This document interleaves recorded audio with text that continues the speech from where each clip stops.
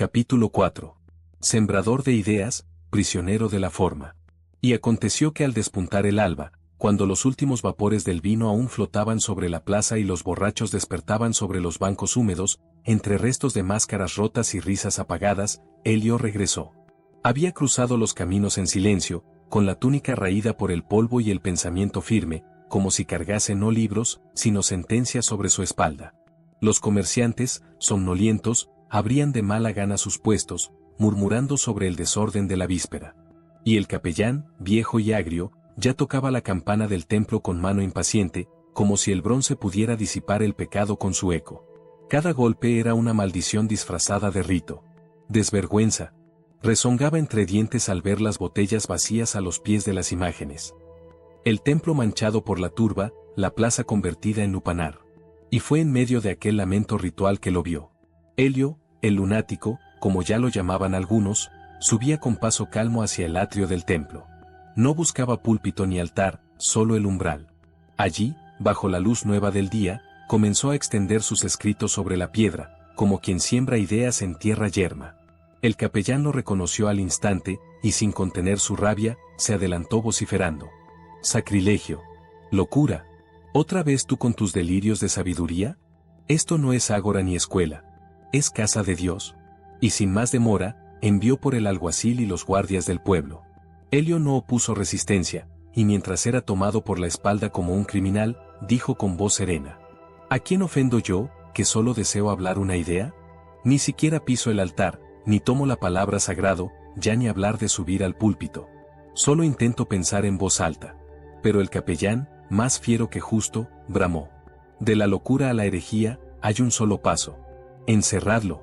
Dad cárcel al que siembra dudas. El alguacil, que en su fuero interno dudaba, murmuró. ¿Y con qué delito se le encierra? ¿Pensar es ahora crimen? Mas no quiso desafiar al capellán, que influía sobre el consejo y el pueblo entero. Así, prefirió actuar sin ley ni juicio, y condujo a Elio a la vieja picota del pueblo, donde los grilletes chirriaban como las lenguas maliciosas. Allí, en la celda angosta, Elio podía apenas asomar su cabeza por entre las rejas de una pequeña ventana. No tardó Elián, el niño de ojos vivos y alma despierta, en descubrir dónde habían ocultado a su amigo.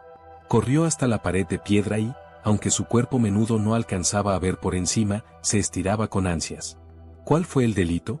¿Dónde está el juez? Preguntó con la inocencia aguda de los que aún no han sido deformados por el mundo. Y Elio, desde la sombra, respondió con dulzura. No os preocupéis, pequeño Elián. Aquí, incluso en la prisión, hay espacio para la reflexión. Porque a veces, el verdadero juicio no se da en los tribunales. Y alzó la voz, no como un profeta, sino como un hombre que piensa. Escucha, Elián, o aquel que tenga oídos para oír. Escucha y presta atención, porque en este encierro comienza la enseñanza. 1. En el silencio donde las palabras sagradas se ocultan al oído profano, resuena un eco antiguo, un susurro que no se pronuncia pero se intuye. No porque se haya olvidado, sino porque el conocimiento verdadero no grita, se revela. El nombre que el pueblo hebreo daba al hacedor se pierde entre las arenas del tiempo y las páginas veladas de los libros santos, no por negligencia, sino por respeto. Nombrarlo sería pretender conocer su esencia, representarlo, una arrogancia que nos arrastra a los abismos de la idolatría y la superstición. Así, el sabio calla y se postra no ante una figura, sino ante la armonía de la naturaleza, ante la vastedad de sí mismo, donde resuena la voz del origen. 2. El verdadero ascenso espiritual no se da por ritos externos, sino por el estudio de la naturaleza y del alma, que, en su diálogo íntimo, despiertan la inteligencia, encienden la razón y conmueven el sentimiento. Aquel que se detiene a escuchar descubre en este triple lenguaje la voz del cosmos que, sin decirse, clama por comprensión. Y es entonces cuando el espíritu se inclina, no por temor, sino por sabiduría, ante el autor no nombrado, ante la causa sin forma, ante la perfección sin límites. 3. ¿Pero quién puede guiar al alma en esa senda estrecha y elevada? No un hombre, ni un sistema, ni un símbolo, sino un maestro interior, la conciencia. Ella no adorna ni disculpa, muestra, exige, hiere si es necesario. Su juicio es inapelable, porque no juzga desde el exterior, sino desde lo profundo. Es la llama perpetua que nos ilumina y nos abraza si nos apartamos del bien. Fuente de justicia, cimiento de la dicha, la conciencia une al Creador con la criatura y hace del hombre algo más que un ser social, lo eleva a ser responsable de sí mismo y del mundo que construye. 4. La justicia, entonces, no nace de pactos ni de códigos impuestos, sino de esta voz íntima. No es un artificio para la convivencia, sino el instinto más elevado de nuestra especie, la necesidad vital de equilibrio que habita en todo ser humano. Así como el cuerpo sufre la herida, el alma siente la afrenta a la justicia, y aunque el tiempo borre los rastros y el mundo olvide, el corazón del injusto guarda el testimonio de su delito, como una piedra ardiente que no se enfría jamás. 5. El castigo no es venganza, ni simple consecuencia legal. Es un eco inevitable, una reacción natural en la urdimbre del ser. Ninguna penitencia borra el daño cometido, aunque el arrepentimiento abra caminos nuevos. Hay una distancia inabarcable entre el que ha obrado siempre con rectitud y el que ha corregido su error, aunque este último merezca respeto. Porque cada acto es eterno, se inscribe en el alma y en la historia. 6. De ahí que la educación no sea una instrucción exterior, sino una alquimia del carácter.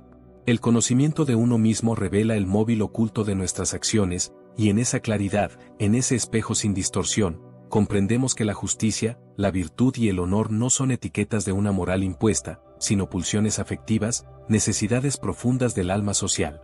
Si se pervierten, es por ignorancia; si florecen, es por el cultivo del juicio interior. 7. No hay maestro más severo ni más justo que la conciencia. Ella enseña a ser buenos, no por obligación, sino por amor, a perdonar, no por debilidad, sino por sabiduría, a cultivar la dulzura y la modestia como escudos ante la violencia y la vanidad, a respetar en uno mismo la chispa que nos hace humanos, y no reconocer más soberano que aquello que es superior al nombre y a la imagen. 8. En este recorrido invertido, desde el misterio inefable hasta la raíz de lo humano, se comprende que el verdadero iluminado no es un título ni un grado, sino un despertar. Bajo el laurel y el olivo, símbolos de paz y sabiduría, como con Minerva y Apolo, el amante del saber descubre que la casa de Dios, ese templo más alto, está en su interior, y que su deber es salvar, no una figura histórica, sino el corazón mismo del sentido. 9. Porque conocerse es comenzar a ver. Y ver es comenzar a actuar con rectitud. Quien así camina, no necesita otro juez, ni otro altar, ni otro mandato, que el murmullo severo y amoroso de su conciencia, ese maestro secreto que jamás engaña. Y Elián, en su desesperación y porque nadie le respondió, alzó su voz con fuerza. ¿Cuál es el delito? ¿De qué se le acusa? ¿Dónde está el juez? Su voz, aunque pequeña, atravesó la quietud de la mañana como un dardo de verdad. Los mercaderes que limpiaban sus puestos, algunos viejos que regresaban del templo, y hasta un par de borrachos que aún tambaleaban, volvieron la mirada hacia la picota. Los guardias, alertados por aquel murmullo creciente, corrieron en busca del nuevo alguacil, pues el que había ordenado la detención de Helio ya había entregado su turno. Este nuevo alguacil, hombre práctico más que piadoso, no se interesaba ni por la causa ni por el juicio. No temía al lunático, ni reverenciaba al capellán. Pero sí temía otra cosa, la mirada del pueblo. No por justicia, sino por consecuencia. Si el niño sigue hablando, dijo para sí, más de uno recordará que en la picota hay un hombre sin sentencia. Y yo no cargaré con ese escándalo. Sin más trámites, ordenó que se abriera la reja. El cerrojo chirrió, y Helio, aún sereno, salió como quien despierta de un sueño. No había ira en su rostro, ni júbilo, solo la luz limpia de alguien que no espera justicia del mundo, pero la sigue buscando. Elián corrió a su encuentro, con los ojos encendidos por la emoción, pero los guardias se interpusieron. Niño, ya es libre. No compliques esto. Déjalo marchar. El alguacil se adelantó y, con voz seca, dijo: lunático, vete de aquí. No me causes más problemas. Que no se diga que aquí se levantan revueltas por un loco con papeles en la mano. Y así, la puerta se cerró tras él, sin juicio, sin pena, sin absolución. Solo silencio. Porque en ocasiones, la justicia popular no se basa en la verdad, sino en el sosiego. No en lo que es justo, sino en lo que conviene. No en la razón, sino en el equilibrio de las apariencias. Así, la justicia deja de ser balanza, y se vuelve candado. Helio no se volvió hacia los guardias, ni los maldijo. Solo miró a Elián, que aún alzaba sus brazos esperando abrazarlo. No llores, Elián, le dijo el niño. Hoy aprendí que no todos los barrotes son visibles, y no toda celda tiene cerradura.